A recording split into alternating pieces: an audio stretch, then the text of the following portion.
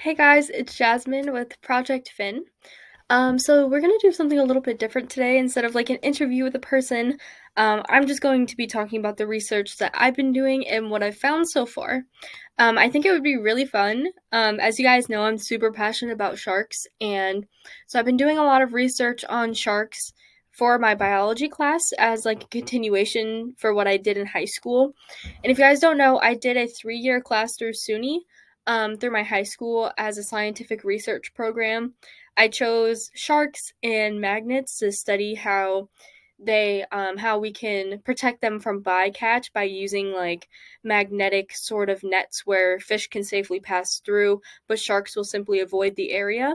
A lot of stuff actually came out in the process of me studying it, so I didn't really get to do much with it because in that class, if somebody did it, you weren't allowed to continue doing it. So that happened to me several times, which happens a lot. If you're in scientific research, you'll find that there's always fails and it takes a long time, and you just have to be willing to be patient and passionate about your project, and eventually you'll find something pretty amazing. Um, so now I'm a freshman in college. I'm starting off at a community college because I want to save some money. And just with COVID and everything, I don't feel comfortable leaving yet. I don't know if that's just me. I feel like that's a lot of people that I know. Um, but yeah, that's basically like a recap of what I've done. I ended up doing a lot of research, like I said, on sharks and magnets. But I read a lot of scientific journals on how magnets work in the water, how natural magnets work, how salt water is made, like what it's made out of, and things like that. Um, and I also did a lot of research on sharks' ampullae of Lorenzini, which, if you don't know, are like electroreceptors underneath their nose and these small pores that are able to detect electrical currents in the water. And so that's why they're so sensitive to these natural magnets. When I say natural magnets, I decided to choose those because electromagnets, there has been some research saying that they do damage things around the environment. And even if they don't, I didn't want to chance that since I'm all about helping the environment. Um, in the process of saving them from bycatch in the future, I didn't want to cause any other problems. So I chose natural magnets because there hasn't really been anything to show that they harm the environment. It's kind of just like an increase of magnetic field in the water, which causes them to be more sensitive to it and tend to avoid the area of the magnet. So my end of the year research, I was going to do something with actual sharks, but I don't live in an area where we have them. I was going to do it in the aquarium, but they didn't take me very seriously because I was a high school student, and they usually only like let college students who are doing marine biology do things like this. So I decided to do my own backyard experiment using 5 different natural magnets to determine what magnet would be the strongest in salt water to be able to use on sharks in the future. I determined that neodymium was, and of course, we all know, I mean, maybe just me, but a lot of people do know that neodymium is a really strong magnet. So I pretty much proved my hypothesis, seeing as that was the one that I thought was going to be the strongest. I had a control of like on land and in salt water. So the control was on land measuring it. It wasn't the most amazing experiment, so obviously there are faults. Things could have been messed up, but that's in every experiment. And I also was a high school student with a backyard and very little to do with the materials. So I made my own little saltwater pool and measured it similar to the ocean in our area, like the salinity of it, using one of those salinity like measure things. I forgot what they're called, but they're in like a glass tube. Um, and then I put each magnet in there, used some iron pellets, and measured at each inch how far and how much iron pellets that were collected. And neodymium lasted the farthest inches and collected the most iron pellets towards the end, both on land and in the water. So that was pretty much. I mean, I did research on South Africa at the Cape Fur Bay. I don't totally remember. It ended up being only like a few months of me doing it. Um, I obviously could not prove my hypothesis because I don't live in South Africa. I actually had planned on going, but the problem was, so I ended up just reading journals on orcas, all the apex predators in the area, so great white sharks, orcas, and seven gill sharks. I read up on all the behaviors that they have, and then I read up on temperatures because at first I thought it might have been a temperature change that made them disappear. But then I realized since there are more apex predators in the area, it might be sort of a competition type thing. So I read up on the amount of fish being fished over there, and it turns out that they were being overfished, which caused competition in between the apex predators, mostly the orcas and the great white sharks. And again, this was my hypothesis. I'll explain a journal that had came out later on of people actually doing the research that I did, except they live there and they actually have like data and everything, which is so awesome. And so I kind of made a hypothesis that it was due to the overfishing, which made competition between the orcas and the great white sharks, all based on journals and behavior, kind of putting the pieces together. The disappearance of seven gill sharks had happened, but then they came back with like a lot more than they had before. And I was thinking that maybe it was just to balance out, the great white sharks leaving, and it shows what would happen if an apex predator left due to competition between apex predators. So that was just like my thought on it. Of course, I'm not a professional, obviously, but I definitely it was really exciting to have like an actual hypothesis that sort of made sense to me, because I don't want to tell you all this information without all the amazing people who actually did all of the work. But about a few weeks later, I had come across a journal my teacher had. She sat down with me once again telling me that somebody did what I did, except with actual data. And this is actually the journal. I'm reading it now for class over again. It is Disappearance of White Sharks Leads to the Novel Emergence of an Allopatric Apex Predator, the seven gill sharks.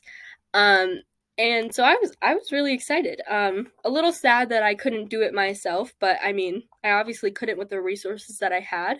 But I was really excited to see that what I had come up with was sort of true.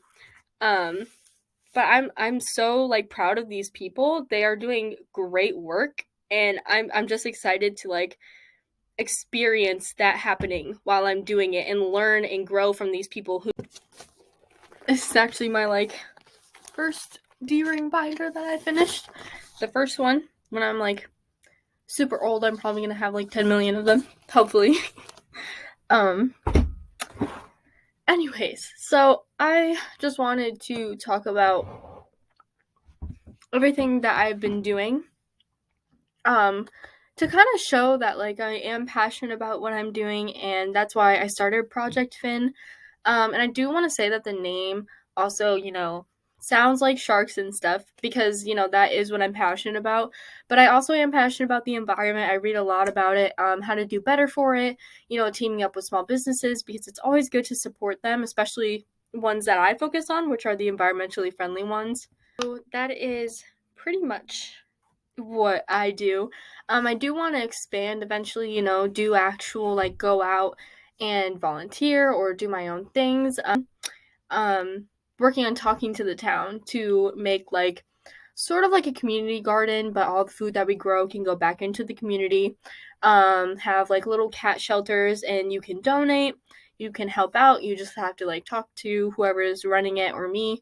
Hopefully we can do that, because I was, reading into some stuff and listening to the Ologies podcast with Allie Ward, and I've been talking about her a lot lately, because her podcast is really amazing. You can learn a lot. One of these episodes were about, climate change and stuff, and they were talking about how, if you, one person, change everything that you're doing to help the environment, of course, there's nothing wrong with that, but we really need to start thinking in terms of bigger things, because one person isn't going to do much. It's not really going to do that much. And of course, you can still do whatever you want. It's still good. It's honestly better for you and the people around you to be healthier and better for the environment. But if you really, really, really want to help, you do something for your town, something bigger. And I mean, the larger things are focusing on bigger businesses, but I mean, that's kind of out of our control unless you're, an environmental lawyer or environmental lawmaker. But, you can do anything you put your mind to. Like, if one person starts another organization that becomes so big that it really does influence those lawmakers and people, then obviously that would really help. But doing small things around your town will make more of an impact than just you doing one thing as one person. I'll be definitely making a video on that to go into more detail. But I did want to continue talking about the research I've been doing. So for my biology class, we have a assignment to read 8 scientific journals by the end of December. And I've been reading ones, again, I'm going to put these in the link below. I've been reading one on great white shark behaviors, specifically how they catch and kill prey in Cocos Islands.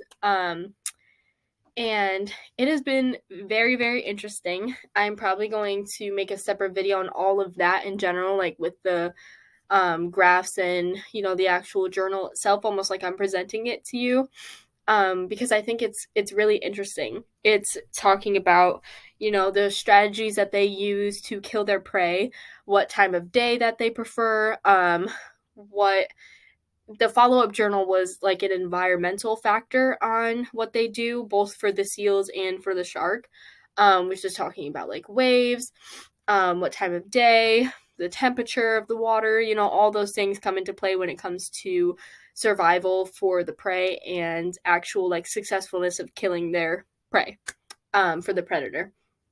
So it's really interesting. Like, I think a lot of people would really enjoy reading it. So I'm going to make a video on it so you guys can go read the journal yourself, or, just listen to the video and go check out the people who wrote it and other stuff that they've done. The scientists, should I say, who are doing all of these things are quite amazing. They spend years on researching these animals. And I've slowly realized that, like, if you're a scientific researcher, you kind of have to be like sort of an inventor, an engineer too, like some type of engineering process, because a lot of the times when you're doing experiments, it's you're the one who comes up with the experiment, unless you're in a lab and like you're all doing it together, but still you're collaboratively making like sort of an invention or something to, observe these animals or do whatever you're doing.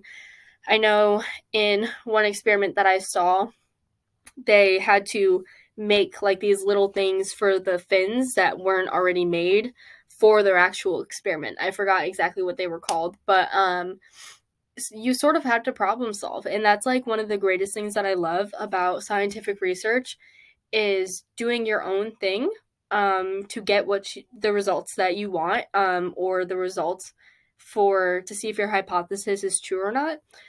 And it's a fun process. It could really be frustrating at sometimes. Like I said in the beginning, like a lot of stuff goes wrong, but it's such a rewarding thing when you finally like get the results and you see what the truth is behind it. And even then, sometimes it's not completely 100% true, because you can always learn more. There's always different things going on and different variations that could have messed up your project. So I think that, if you love science research or science, really any of that in general, you should really look into scientific research. It could go for anything. Like, I'm just talking about sharks, but you can do scientific research for cancer. You can do it for helping with climate change. You could do it like for herbs and tinctures and trees and even blades of grass. Like, you can literally study so much, and it's such a rewarding process. And it takes a lot, and you learn a lot from it, especially if you take one of the classes, because you have to learn how to read well, how to annotate well, how to put that into a presentation and talk to people about it, which I have yet to master, because I'm very bad at talking. And you'll notice in these videos that sometimes I don't make the most sense, and it's not because I don't know what I'm talking about. It's just because I have trouble relaying that into like a good message for you to understand.